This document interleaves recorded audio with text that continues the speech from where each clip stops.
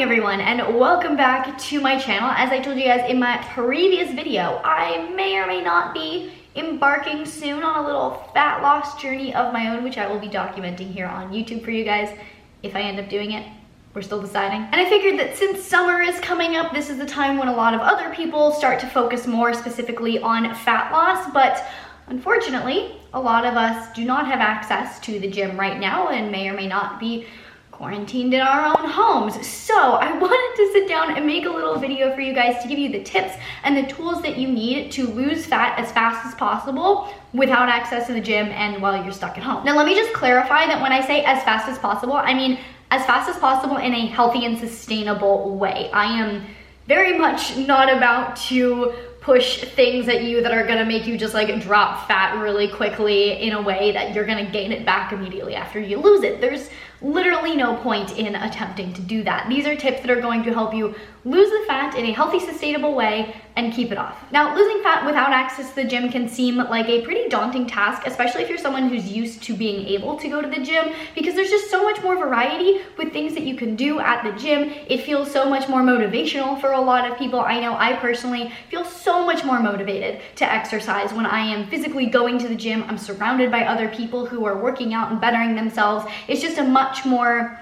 engaging environment. Whereas working out at home, I have not been very motivated lately, let's just put it that way. But here's the truth, even if it's harder to get motivated to exercise and you have a lot more cravings for food because you're sitting basically right next to your refrigerator all day, fat loss still comes down to the same basic principles as it does otherwise. Regardless of how you're approaching it, weight loss comes down to calories in versus calories out in an otherwise healthy person. But here's the deal, most people should not be aiming for weight loss if they want to look more toned, lean, etc. You want to be aiming specifically for fat loss, and this is very different because if you lose 20 pounds of weight, if some of that is muscle and some of that is fat, you might actually end up at a higher body fat percentage than you were before. Whereas if you aim specifically for fat loss and you lose 20 pounds of just fat, then you're gonna have the same amount of muscle, so your body fat percentage will be less and you will look leaner. So fat loss specifically requires three main things. Number one is a calorie deficit. Number two is consistent resistance training.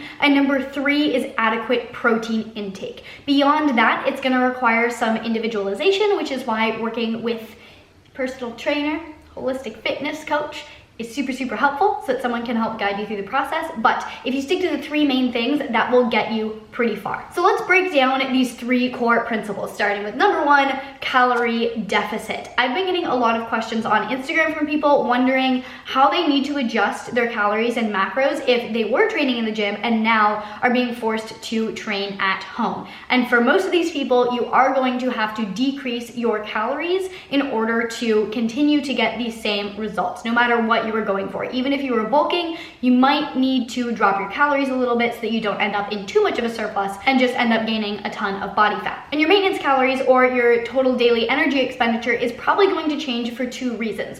One is working out from home tends to be a little bit less intense than working out at the gym, depending on what equipment you have access to. If you have like a full home gym setup, obviously you can stick with your normal calories probably. But if you have very minimal equipment, if you don't have any resistance bands or anything, it's gonna be very hard to be activating the muscles the same way and burning the same number of calories. But number two is that if you are stuck at home, you're probably not walking nearly as much and your activity overall is a lot lower. If on a normal day out of quarantine, you know, you have to get up, get ready for work, go to work, do things at work, come home from work, walk around, go to the grocery store, come back, that's a lot of extra activity compared to you wake up, walk to your desk, do work, walk to the kitchen, etc. So for those of you watching this during quarantine, your TDEE is almost definitely gonna decrease just by virtue of the fact that you're being less active, even if you can maintain the same intensity of your workout. So if you're someone who tracks calories, what I recommend is taking 2 weeks to reevaluate your new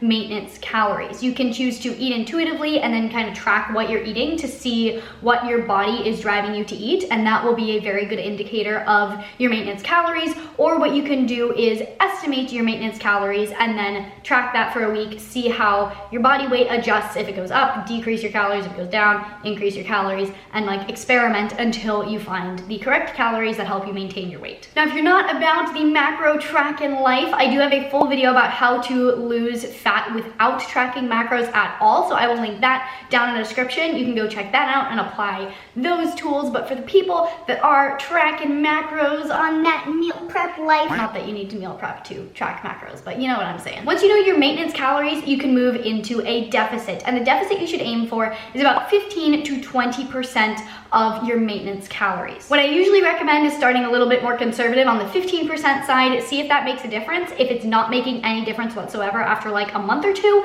then you might switch to a 20% deficit. But the key to this, the like most important takeaway for how to use these numbers in order to not only lose fat, but keep it off, is alternating between maintenance and a deficit. Now, I do have a full video where I break down exactly how to do this and why, so I will link that down in the description box below as well. But in short, studies show that people who take regular diet breaks throughout their period of dieting are able to not only lose more body fat, but also retain more muscle mass and keep the fat off longer. And my general recommendation for how to implement this is for every 2 to 3 weeks of being in a deficit, you spend 1 to 2 weeks at maintenance. So let's say you spend 3 weeks in a 500 calorie deficit. For the next 2 weeks, you should go back to your original maintenance calories. And yes, this means the process is overall going to take longer, but the results will be so much more permanent. Like, what is the point of working really, really hard for like 10, 12 weeks to lose a bunch of weight if you're gonna gain it all back right away?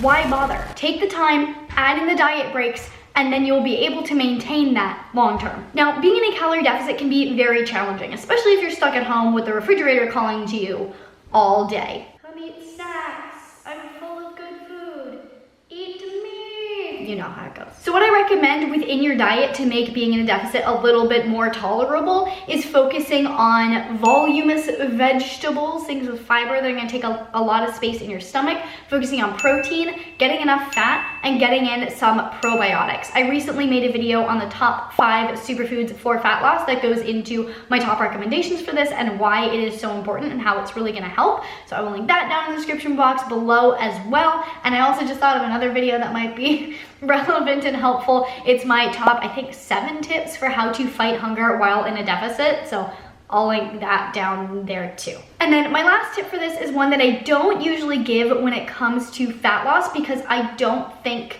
it is a fat loss tool. I think it is a health tool, but in this case, it may help, and that is intermittent fasting. When you are stuck at home with the refrigerator calling to you literally all day, it's very easy to just continually eat throughout the day, from the time that you wake up to the time that you go to bed. And even if everything that you're eating is super healthy, which, let's be honest, if you're eating super late at night, it's probably not that healthy. It's gonna be a lot harder to stay in a deficit if you're constantly eating. So imposing a little bit of a restriction on the time frame in which you can eat is going to make it easier to not give into those cravings that are literally not coming from hunger cues. So that just about covers the basics of being in a calorie deficit for efficient fat loss. But if you have any more questions, please leave them down in the comments below and I will try to elaborate. And let's get into the second principle of losing fat at home, which is resistance training. Now, this is absolutely key because this is what is going to help you lose body fat rather than total weight. This is the main thing that is going to prevent you from actually ending up with a higher body fat percentage at a lower weight because it is going to help you maintain and or build muscle mass. The great thing about actively trying to build muscle while you're losing fat is that if you gain muscle without losing any fat at all, that means your body fat percentage has decreased. So you don't even have to really lose fat to get leaner. Now, if you are in a calorie deficit, it's going to be very difficult to actually build muscle unless you're a newbie getting all of the newbie gains, but at least resistance training to maintain the muscle mass that you currently have is going to be imperative. But here's the thing about working out at home. It's really easy to go like at-home workout for fat loss. You'll get a lot of great options, most of which are not resistance training and are very cardio-based, which is kind of the opposite of what you want when you're trying to lose fat and maintain your muscle mass. Unless you've literally never squatted before and are very deconditioned, 10 bodyweight squats is not really gonna do much for you. So I really do recommend getting a good quality at-home workout program that is designed to maximize muscle maintenance and growth. Last week I published a complete free at-home workout program, so I'll link that down in the description box below as well. That's definitely something that you can incorporate in order to try to build or maintain muscle. But I also put both of my workout programs, Project Comeback and Brains and Gains, 20% off because both of them can be done at home with just dumbbells. So if you use the code STAYHEALTHY, you can get 20% off of any of those. I'll link those down in the description box below. If you have any questions about them, feel free to message me. I can answer them. And the less equipment you have, the more critical a good at-home workout program is. It's a lot easier to follow a bad program and get results if you still have access to a ton of gym equipment. So if you have very minimal equipment at home, highly recommend investing in one of those programs. But speaking of at-home workout equipment, I do have some recommendations, and the best thing or the most efficient thing would be to get squat rack with a bar and plates and a bench and a set of dumbbells. That will get you like pretty much anywhere you want to go, and that's basically just as good as going to the gym, but that is expensive. So if you can't afford that, there are some alternatives that you can incorporate. I'll link all of my recommendations for these down in the description box below, but one thing that I think everyone should have is a good set of resistance bands. You can do so much with resistance bands. You can do an entire program just with resistance bands and see amazing results. And they're good in general to have, like for travel, if you have to take time off from the gym or whatever. I recommend resistance bands. But great things that are gonna add more versatility that are kind of cheaper are a good pull-up bar, a set of Olympic rings if you have a place to hang those, or a TRX. And then to add some more resistance, a weighted vest would be amazing to be able to do body weight exercises, but just add some weight. And then if you can afford a set of dumbbells, that can make a world of difference. Just getting one of those sets of adjustable dumbbells, so you don't have like a ton of different dumbbells. I think it's a little bit cheaper to do it that way. And then even a set of kettlebells. Kettlebells are so versatile, and they'll allow you to add so much more to your workout. If you want to get a feel for the current style of training that I am doing, I have an example video here. Also, I posted on my Instagram here a workout that I did that's kind of the general feel of how I'm training right now. And then finally, the third main principle of fat loss is adequate protein intake. This is again very important for kind of the same reason that resistance training is important. If you're not eating enough protein, you're more likely to lose your muscle mass. And so again, you're more likely to end up at a higher body fat percentage than you were before, looking less lean, even though you weigh less, and put in a ton of effort to lose weight. If you are actively resistance training, I recommend eating between 0.7 to 1 gram per pound of lean body mass. And you can estimate your lean body mass as just a little bit less than your goal weight, but technically your lean body mass is your total body weight minus all of your body fat. So if you know your body fat percentage, you can actually go ahead and calculate your current lean body mass. But as an example, let's just say you're a 120-pound person with 20 pounds of fat on your body, so you have 100 pounds of lean mass. You should be aiming to eat anywhere from 70 to 100 grams of protein per day on average. And I highly recommend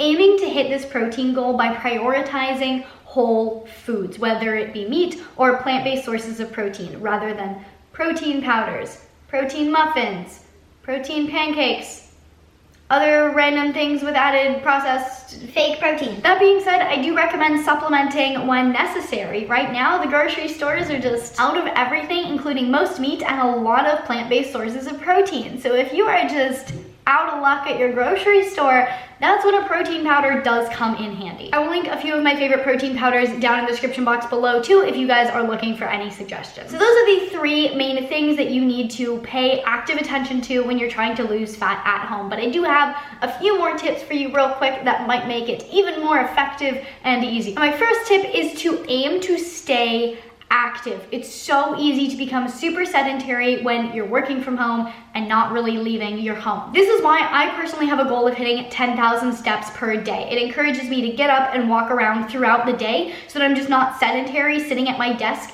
aside from the 1 hour that I'm working out. Because if you are sitting all day and working out 1 hour a day, you're still considered sedentary. So if you can find a way to spread out light activity throughout the day, that's going to massively boost your health and also make fat loss a lot easier. So whether it be setting a 10,000 step goal or just setting an alarm on your phone for once every like 1 to 3 hours, and then every time it goes off, get up and do like 5 to 15 minutes of body weight exercises, just some like squats, lunges, incline, push-ups, dance around your room, whatever it is you want to do that just gets your heart rate a little bit elevated, gets your blood flowing, gets your body moving, that's going to make a world of difference. Then my next tip, if you've been watching my channel for a while, you're probably tired of hearing me talk about, but I have fun science to go with it this time, is get enough good quality sleep. Not only does poor sleep negatively impact how you metabolize your food and make you as insulin resistant as a person with type 2 diabetes and drastically decrease your sense of self-control, it also directly makes weight loss a lot more difficult with those other factors controlled for. There was one study conducted on 68,000 women that showed that women who slept less than 5 hours per night over the course of 16 years were a lot more likely to gain weight than women who slept more than 7 hours regularly. And there was another study that showed that getting better quality sleep and getting at least 7 hours of sleep per night led to a 33% increase in weight loss success in 250 women across a 6-month weight loss study. Need I say any more? Get your sleep, get good quality sleep, get enough sleep. It's very important. And then finally, managing your stress levels is so key, especially in times like this when stress is so rampant and so easy to just get caught up in and spiral down out of control. Things like journaling, meditation, avoiding watching the news 24/7 are all going to positively impact your mindset and your stress levels. So I really encourage you to do what you can to mitigate the excessive amount of stress that seems to be as contagious as COVID-19 right now. Chronic stress has such a negative impact on your body, from messing with cortisol levels. Cortisol is a hormone, and that being out of whack can make fat loss a lot more difficult. It also can cause inflammation, which is going to mess with your health, which is in turn also going to make fat loss difficult. It's just not a good time.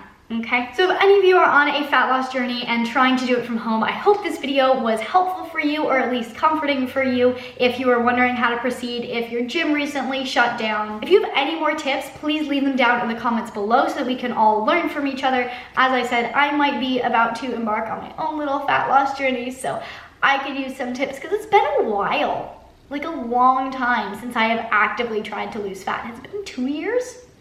1 year? 2 years? I know, it's been a while. If you like this video, please give it a big thumbs up. Please share it on Facebook, Twitter, Instagram. If you post it on your Instagram story, I will repost you. If you want to see more helpful videos from me about fat loss, you can check them out over here. Make sure you check out all the links that I linked down in the description box below, because those will be very helpful as well. To see future videos from me and to follow me on my potential fat loss journey, hit that subscribe button, hit the little notification bell so you get notified when I post a video, and I will see you very soon. Bye.